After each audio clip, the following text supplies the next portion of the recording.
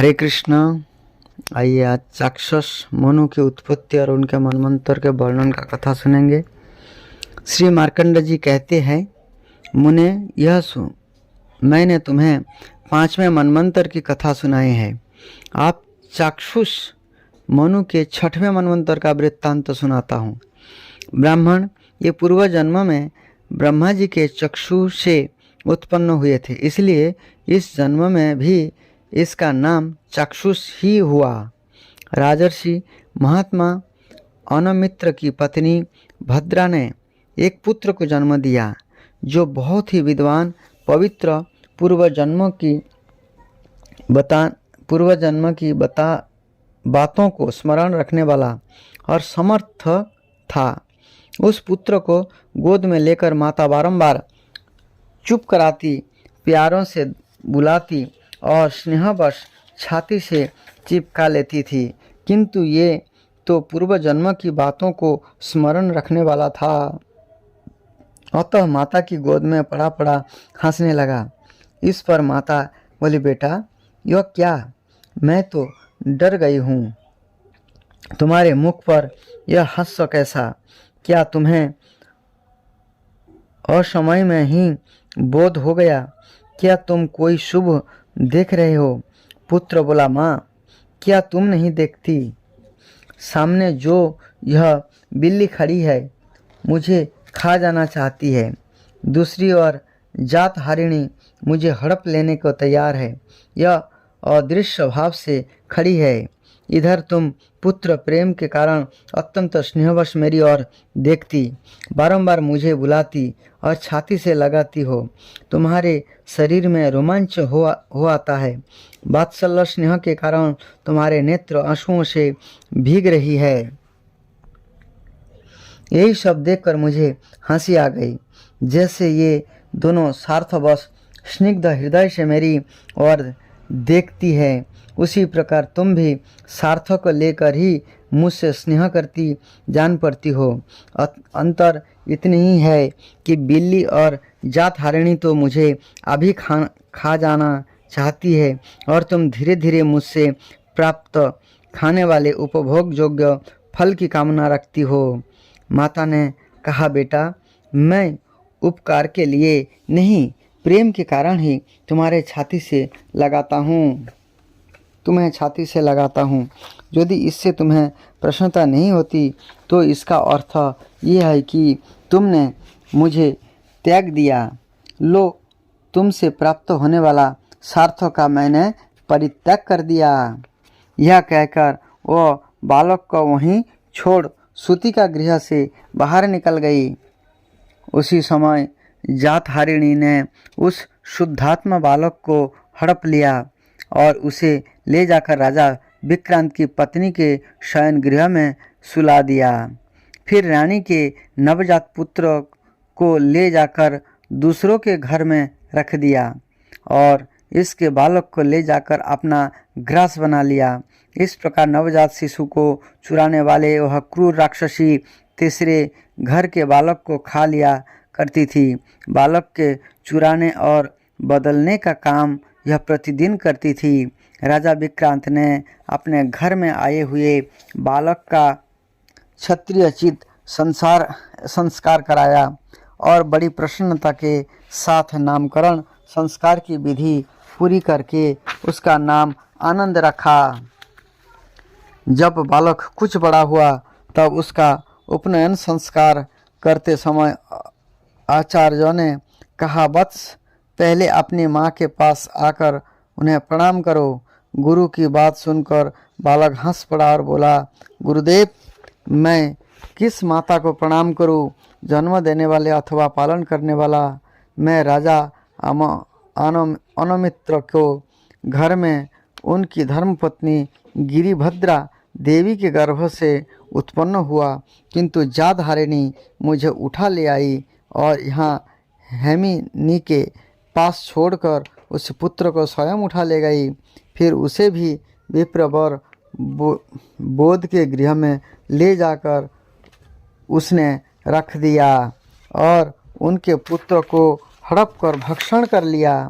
रानी हेमिनी का पुत्र यहाँ ब्राह्मणोचित संस्कारों के साथ पालित हो रहा है और मेरा यहाँ आप संस्कार कर रहे हैं।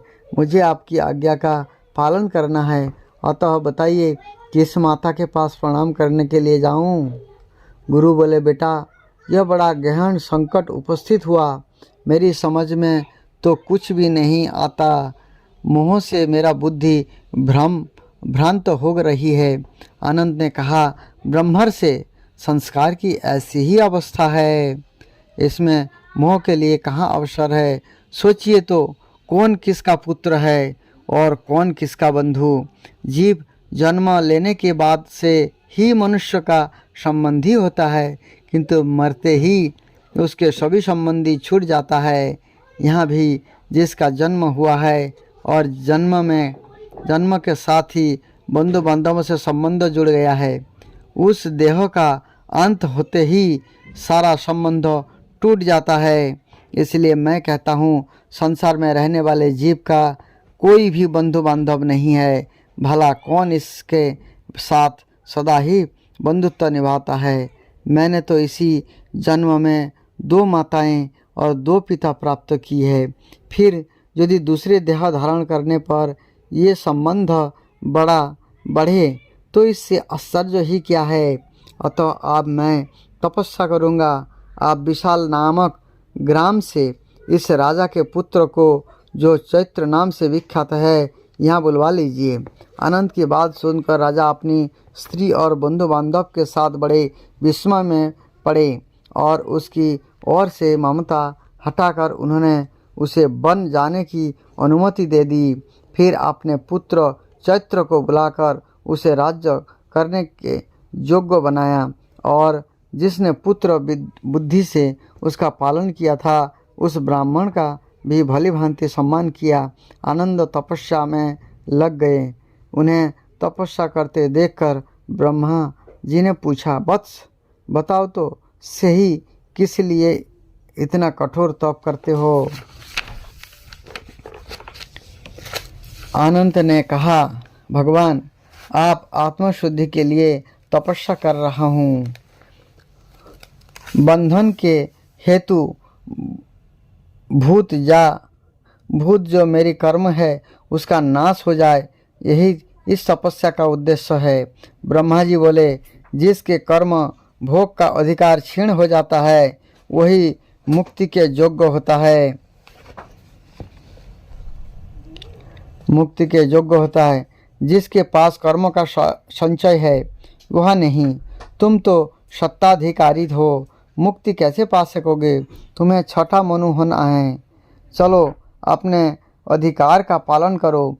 तुम्हारे लिए तपस्या की आवश्यकता नहीं है। मनु की मर्यादा का पालन करके तुम मुक्त हो जाओगे। ब्रह्मा जी के यह कहने पर परम बुद्धिमान आनंद ने तथास्तु कहकर उनकी आज्ञा स्वीकार की और तपस्या से विरत होकर मनु का कार्य पूर्ण करने के लिए वहाँ से चल दिए।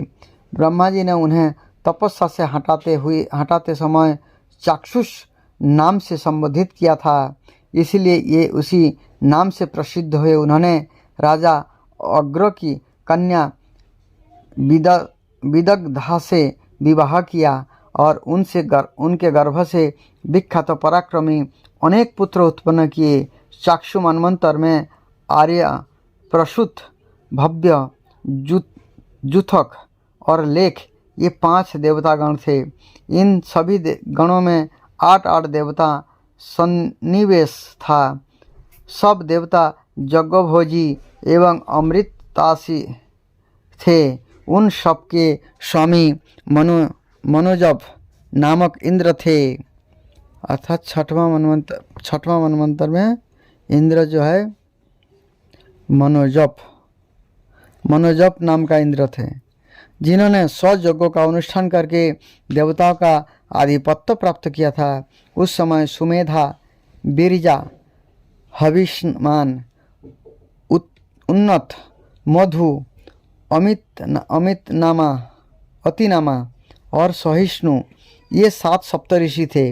उरु, पुरु और शतधुम्न आदि महाबली नरेश चक्षुष मनु के पुत्र थे। उन्होंने इस पृथ्वी का राज्य किया। इस समय वैवत्स नाम के 7वें मनु राज्य करते हैं। उनके मनमंत्र में जो देवता आदि हुए हैं उनका वर्णन सुनो। वैवत्स मनमंत्र की कथा तथा सार्वनिक मनमंत्र का संक्षिप्त परिचय। ये वैवत्स मनु जो है ये मनु चल रहा है, अभी चल रहा है। इस मनु का वर्णन सुनिए जो अभी चल रहा है। मार्कंड जी कहते हैं, विश्वकर्मा की पुत्री संगा भगवान सूर्य की पत्नी, उनके गर्भ से श्री विश्वकर्मा की पुत्री संगा भगवान सूर्य की पत्नी है। उनके गर्भ से वैवत्स मनु का जन्म हुआ, जो विख्यात यशस्वी और अनेक विषयों के ज्ञान में पारंगत थे। विवस्वान के पुत्र होने के कारण ही ये वैवत्स कहलाए, अर्थात सूर्य भगवान के जो पुत्र है वैवत्स मनु है। जब भगवान सूर्य के संगा की ओर देखते तो ये अपनी आंखें बंद कर लेती थी। इससे रुष्ट होकर सूर्य ने संगा के यह निष्ठुर वचन कहा, ओ मूर्ख, तू मुझे देखकर सदा नेत्र का संयम करती आंखें मूंद लेती है, इसलिए तेरे गर्भ से प्रजाजनों का संयम शासन में रखने वाला जम उत्पन्न होगा। यह सुनकर संगा देवी भय से व्याकुल हो उठी। उनकी दृष्टि चंचल हो गया। यह देख सूर्य ने फिर कहा, तूने इस समय मुझे देखकर अपनी दृष्टि चंचल की है, इसलिए चंचल लहरों से युक्त नदी तेरी कन्या के रूप में उत्पन्न होगी। तदंतर पति के शाप से संगा ने एक पुत्र और पुत्री को जन्म दिया। पुत्र का नाम जम हुआ और पुत्री का नाम जमुना नाम से विख्यात महानदी हुई। अर्थात सूर्य भगवान की जो पत्नी है, जो विश्वकर्मा पुत्री संज्ञा के जो जमुना जी के माता का नाम संज्ञा है और जमराज जी के माता का नाम भी संज्ञा है। जमराज और जमुना जी दोनों भाई बहन है जो भगवान सूर्य के कहने पर प्रकट हो गए। संज्ञा सूर्य के तेज को बड़े कष्ट से सहन करती थी। संज्ञा जो सूर्य की पत्नी है, सूर्य के तेज को सहन नहीं कर पाती थी। वह उसके लिए असह्य था। उसने सोचा, क्या करूं, कहाँ जाऊं, कहाँ जाने से मुझे शांति मिलेगी और मेरे स्वामी मुझ पर कुपित भी नहीं होंगे। वह इस तरह उनके अनेक प्रकार के विचार करके प्रजापति कुमारी संज्ञा ने पिता के घर का आश्रय लेना ही ठीक समझा। यहाँ जाने के लिए उद्धत होकर उसने अपनी छाया को ही सूर्य देव की पत्नी बनाया।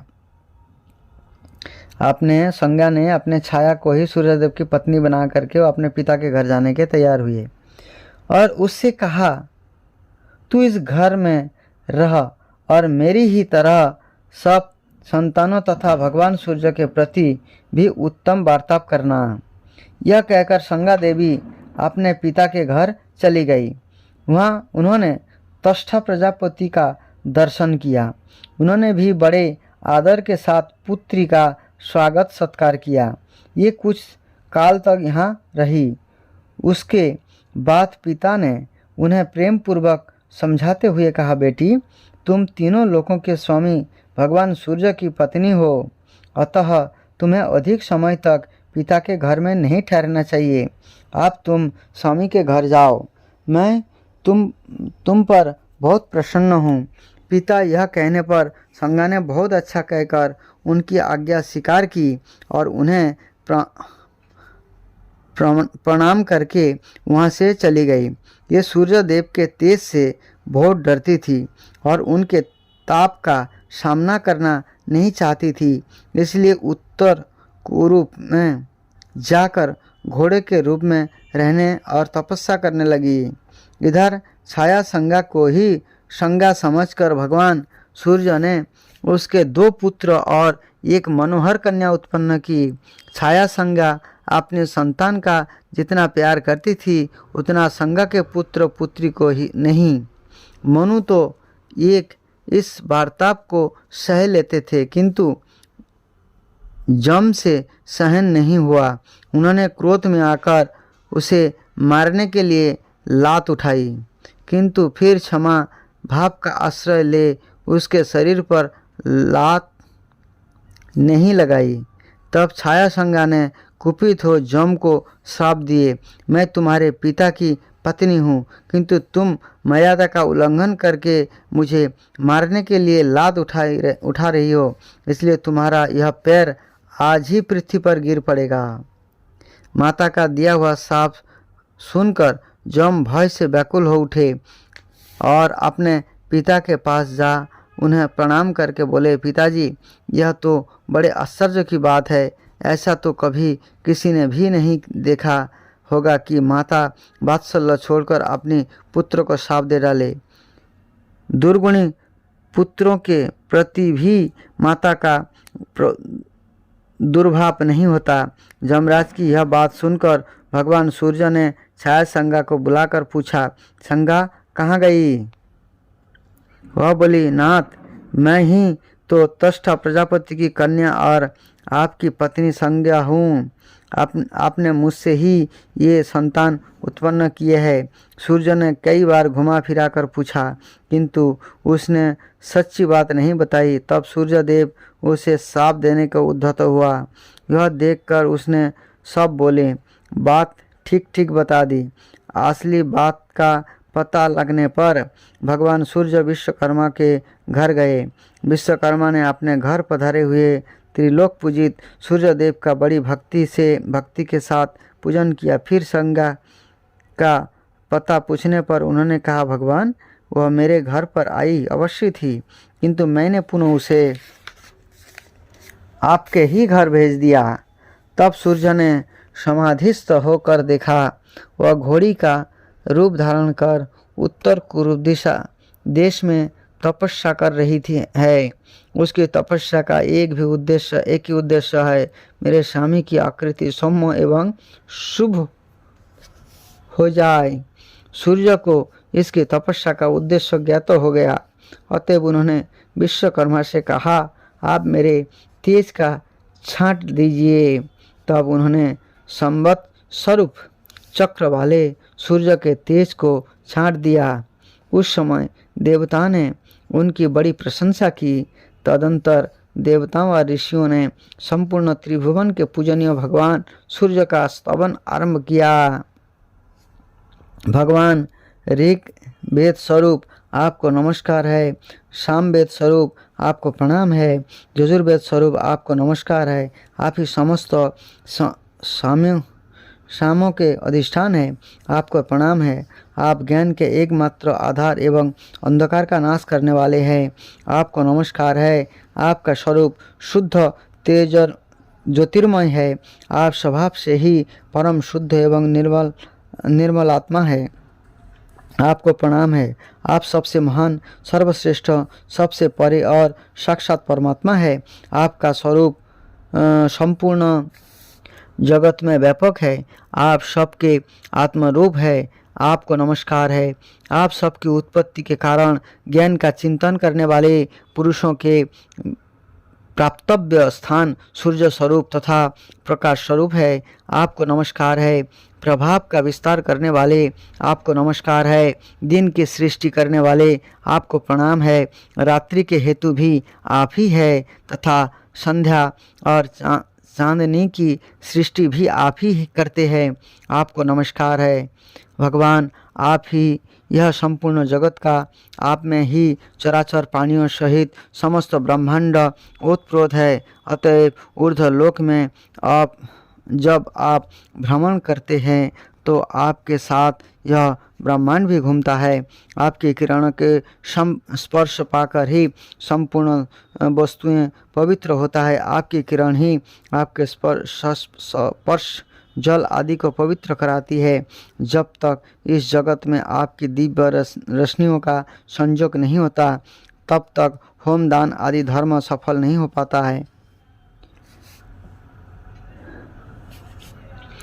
ऋग्वेद की यह संपूर्ण ऋचाएँ, दूसरी ओर यजुर्वेद, ये सब मंत्र तथा सामवेद की संपूर्ण श्रुतियाँ आपके ही अंग से प्रकट होती है। जगन्नाथ, आप ऋग्वेदमय हैं, आप ही यजुर्वेदमय है तथा आप ही सामवेदमय है। नाथ, इस प्रकार आप रात्रिमय तो है, तीनों वेद आपके ही स्वरूप है। आप ही ब्रह्म के पर और अपर रूप है। मूर्त, अमूर्त, स्थूल और सूक्ष्म सभी रूपों में आपकी ही स्थिति है। निमेष, काष्ठा आदि जो काल के छोटे छोटे विभाग है, ये सब आपके ही स्वरूप है। आप ही क्षयात्मक, प्रतिक्षण बीतने वाला काल रूप है। भगवान, आप प्रसन्न होइए और अपनी इच्छा से ही आपने प्रचंड तेज को शांत कीजिए। मार्कंडेय जी कहते हैं, देवताओं और देवर्षियों के इस प्रकार स्तुति करने पर तेज राशि अविनाशी भगवान सूर्य ने विश्वकर्मा के द्वारा आपने तेज को कम कर दिया। उनका जो ऋग्वेदमय तेज था, उससे पृथ्वी का निर्माण हुआ। यजुर्वेदमय तेज से भूलोक की रचना हुई और सामवेदमय तेज से ही स्वर्गलोक के रूप में प्रतिष्ठित हुआ। विश्वकर्मा ने सूर्य के तेज के 16 भागों में से 15 भाग छांट दिए और उनके द्वारा शंकर जी का त्रिशूल, भगवान विष्णु का चक्र, वसु गणों के भयंकर शंख, अग्नि की शक्ति, कुबेर की शिविका तथा अन्यान्य देवता यक्ष एवं विद्याधरों के लिए भयंकर अस्त्र शस्त्र बनाए। भगवान सूर्य तेज तब से अपने तेज के 16वें भाग के धारण करते हैं। तेज कम होने के बाद ये अश्व का रूप धारण करके उत्तर कुरु नामक देश में गए और वहाँ उन्होंने घोड़ी के रूप में संगा को देखा। उन्होंने आते देख संगा को पराये पुरुषों की आशंका हुई, इसलिए अपने पृष्ठभाग की रक्षा करती हुई सामने की ओर से उनके सम्मुख गई। फिर वहाँ उनके मिलने पर पहले दोनों की नासिका का संयोग हुआ। उससे अश्वरूप धारिणी संगा के मुख से 2 पुत्र उत्पन्न हुए, जो नाशत्त और दस्त्र नामक प्रसिद्ध हुए। फिर वीर्यपात के अंतकरण रेवंत नामक एक पुत्र उत्पन्न हुआ, जो ढाल, तलवार और कवच धारण किए बाण और तस्करों से सुसज्जित हो घोड़े पर चढ़ा हुआ ही प्रकट हुआ था। तत्पश्चात भगवान सूर्य ने संगा को अपने अनुपम स्वरूप का दर्शन कराया। उनके इस स्वरूप को देखकर संगा को बड़ी प्रसन्नता हुई। फिर उसने भी अपना रूप धारण कर लिया। तब सूर्यदेव अपनी प्रीतिमती पत्नी संगा को साथ ले अपने निवास स्थान पर आए। भगवान सूर्य के जो प्रथम पुत्र थे, उनकी वैवत्स नाम से प्रसिद्धि हुई। दूसरे पुत्र का नाम जम था। ये माता के साप से ग्रस्त थे। पिता ने इनके साप का अंतःकरण इस प्रकार किया था, कीड़े जम के पैर का मांस लेकर पृथ्वी पर गिर पड़ेंगे, फिर इनका पैर ठीक हो जाएगा। जम धर्म पर दृष्टि रखते थे और मित्र तथा शत्रु के प्रति उनका समान भाव था। अतः सूर्य ने प्रजाओं के धर्म का फल देने के लिए उन्हें जमराज के पद पर प्रतिष्ठित किया। जमुना कालिंदी पर्वत के बीच से बहने वाली नदी हो गई। दोनों अश्विनी कुमार की देवता वैध नियुक्त किए गए। रेवंत को भी गुह्यकों का स्वामी बनाया गया।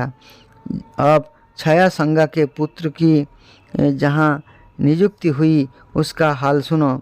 छाया संगा के ज्येष्ठ पुत्र का वर्णन रूप रंग वैवत्स मनु के ही समान था, अतः ये सावर्णिक नाम से प्रसिद्ध हुए। यही 8वें मनु होंगे। ये समय राजा बलि इंद्र के पद पर प्रतिष्ठित रहेंगे।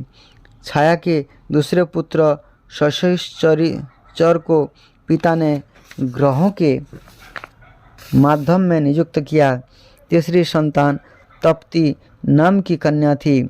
उनके राजा शंबरण को अपना स्वामी बनाया और उनसे कुरु नामक पुत्र को जन्म दिया। ये कुरु एक प्रसिद्ध राजा हुए।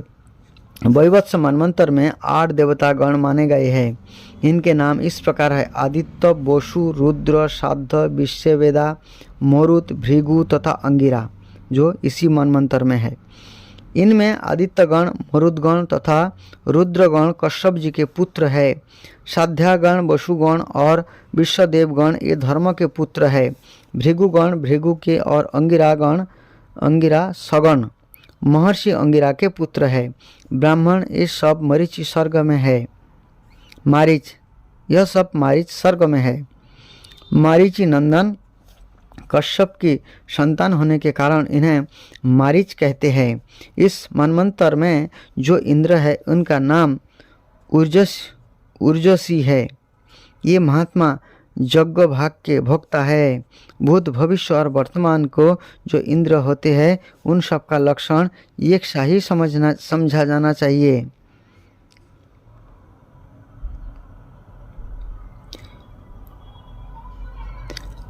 आप वर्तमान में त्रिलोक का वर्णन सुनो।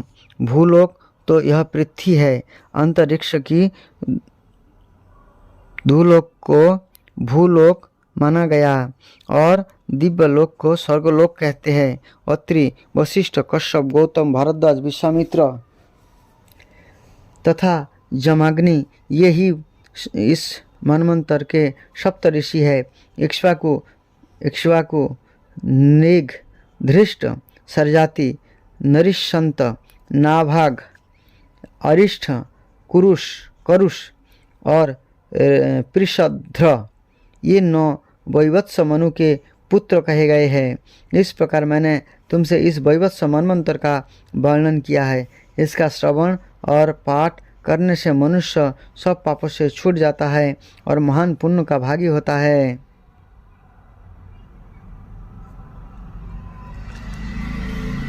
कौशिकी बोले, महामुने, आपने स्वयंभुव आदि 7 मनुओं का वर्णन किया तथा उनके मनमंत्रों में जो देवता, राजा और मुनि हुए थे उनको भी बतलाया। इस कल्प में जो दूसरे 7 मनु होंगे इनका परिचय दीजिए तथा उनके मनमंत्र में जो देवता आदि होने वाले हैं इनका भी वर्णन कीजिए। मार्कंडेय जी कहा, राजन, छाया संगा के पुत्र सावर्णी का नाम है, तुम्हें बतला चुका हूँ। ये सब 7 बातों में आपने बड़े भाई वैवत्स मनु के समान है। वे भी 8वें मनु होंगे। परशुराम, व्यास, गालव, दीप्तिमान, कृप, शिष्य सिंह तथा अश्वत्थामा ये 7 सावर्णी मनमंत्र में सप्तऋषि होंगे।